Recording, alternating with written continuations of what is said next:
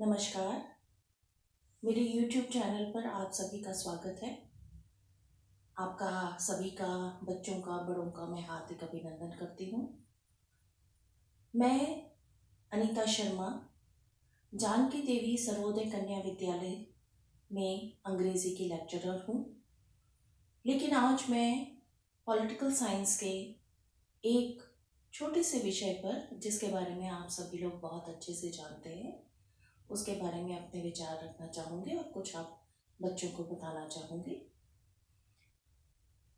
सभी बच्चों को मालूम होगा कि हमारे विद्यालयों में डायरेक्टरेट ऑफ एजुकेशन के डिपार्टमेंट की ओर से नागरिक कर्तव्य पालन अभियान कार्यक्रम चलाया जा रहा है, जिसके अंतर्गत बच्चों को ये मालूम होना चाहिए कि उनके मूलभूत अधिकार और मूलभूत कर्तव्य क्या हैं। जैसा कि आप सभी शायद जानते होंगे, बड़े बच्चे तो जो पॉलिटिकल साइंस पढ़ते हैं एज अ सब्जेक्ट, वो सभी जानते होंगे कि अनुच्छेद 51A भाग 4 में 42वें संशोधन के अंतर्गत 10 मूलभूत अधिकार थे। उसके बाद कुछ समय के पश्चात उसमें संविधान में फिर से संशोधन किया गया, जिसके अंतर्गत एक और कर्तव्य को बढ़ाया गया। यानी कुल मिलाकर अब हमारे 11 मूलभूत कर्तव्य हैं। तो आप सभी को उन कर्तव्यों के बारे में पता होना चाहिए। बड़े बच्चों को और हमारे जो बड़े साथी हैं उन सबको इनके बारे में पता होगा। छोटे बच्चे भी ध्यान दें और शायद कुछ भूल गए हों तो वो फिर से एक बार रिकॉल हो जाएगा।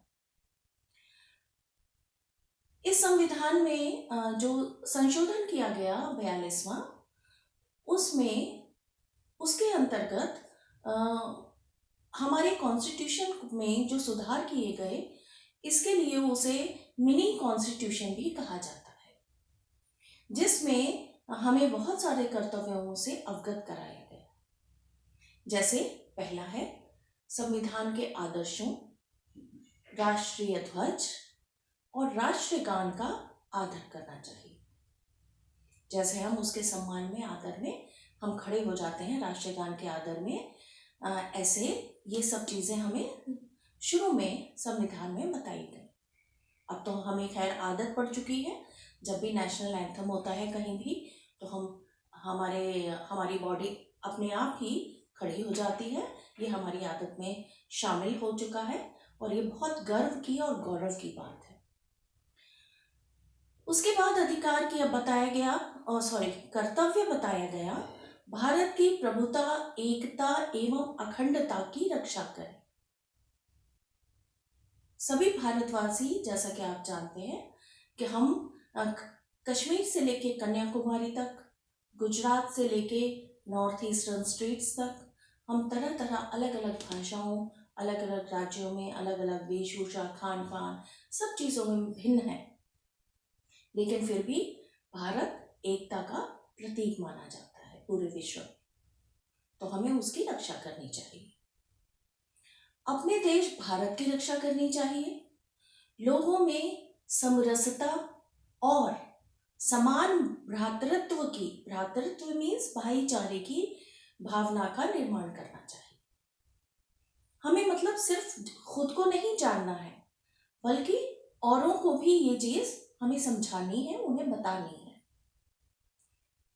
सामाजिक संस्कृति की हमारी जो गौरवशाली परंपरा है, जो हमारी विरासत है, उसको भी समझना चाहिए, उसका भी आदर और सम्मान करना चाहिए। प्राकृतिक पर्यावरण की रक्षा करनी चाहिए, जैसे पेड़ पौधे, जीव जंतु, इन सब की हमें रक्षा करनी चाहिए। और वैज्ञानिक दृष्टिकोण व सामाजिक भावना का विकास करना चाहिए। यानी हर चीज को हमें, विज्ञान को भी, आप एपीजे अब्दुल कलाम के बारे में बहुत अच्छे से जानते हैं। वे हमारे राष्ट्रपति भी रहे और एक बहुत ही बड़े महान वैज्ञानिक साइंटिस्ट थे।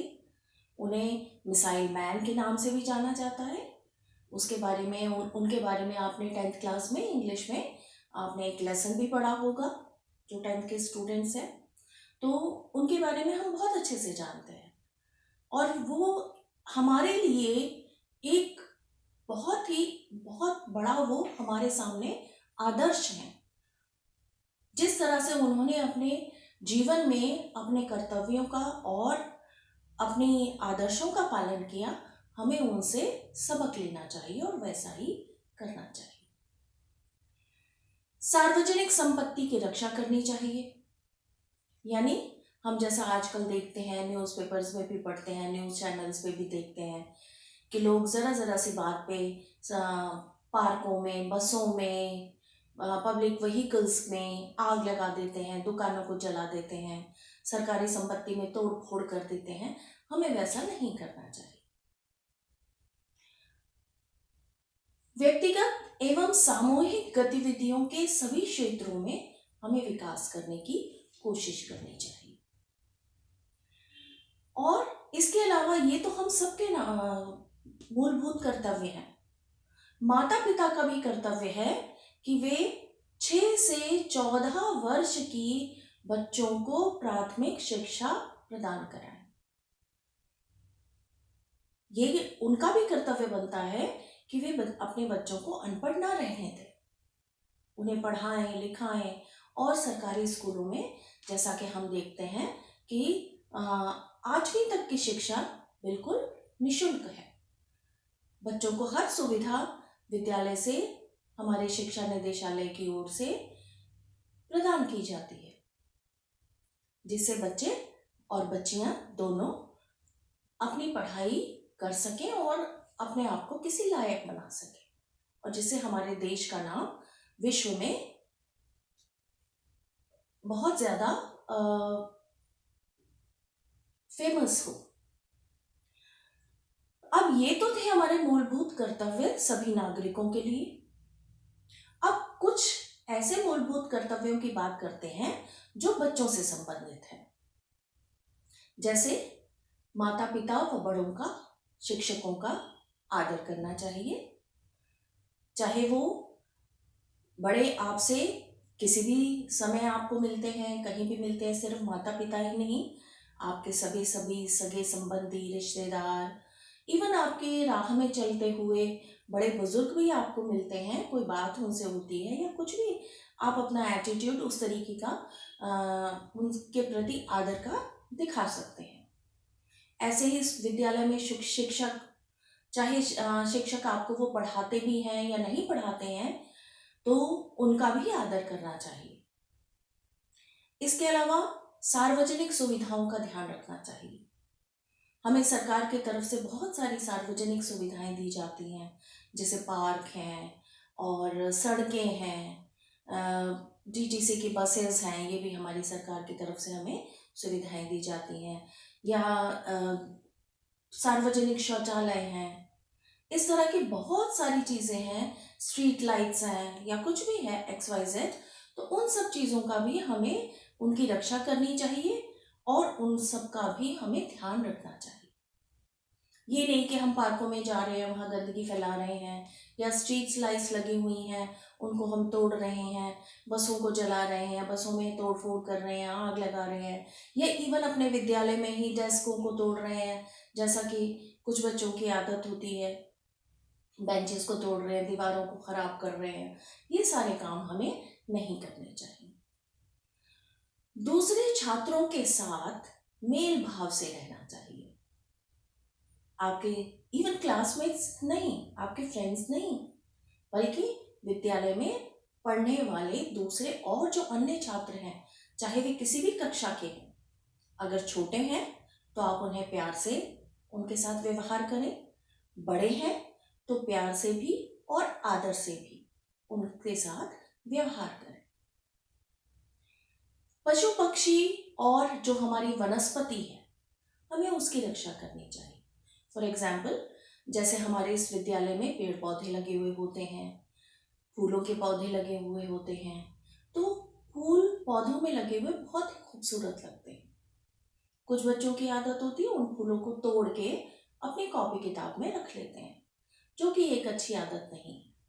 आप उस फूल को तोड़ेंगे, कॉपी किताब में रखेंगे या उसे नोचकर उसकी पंखुड़ियों को फेंक देंगे। इससे उसकी खूबसूरती खत्म हो जाएगी। लेकिन हमें पौधे पे लगा हुआ फूल बहुत खूबसूरत लगेगा और कई दिनों तक वो हमें खूबसूरती देता रहेगा। तो इसलिए हमें खुद भी ऐसा नहीं करना चाहिए और दूसरे बच्चों को भी अगर हम ऐसा करते हुए देखते हैं तो हमें भी उन्हें रोकना चाहिए। अभद्र भाषा का प्रयोग नहीं करना चाहिए, चाहे कोई छोटा हो, बड़ा हो, जान पहचान का हो, अनजान व्यक्ति हो, किसी से भी हमें अभद्र भाषा में बात नहीं करनी चाहिए। तो हमारी पढ़ाई लिखाई का क्या फायदा अगर हम सब कुछ जानते समझते हुए भी किसी से हम अशिष्ट भाषा में, अभद्र भाषा में बात करते हैं। तो बच्चों, कर्तव्यों की लाइन भी बहुत लंबी है।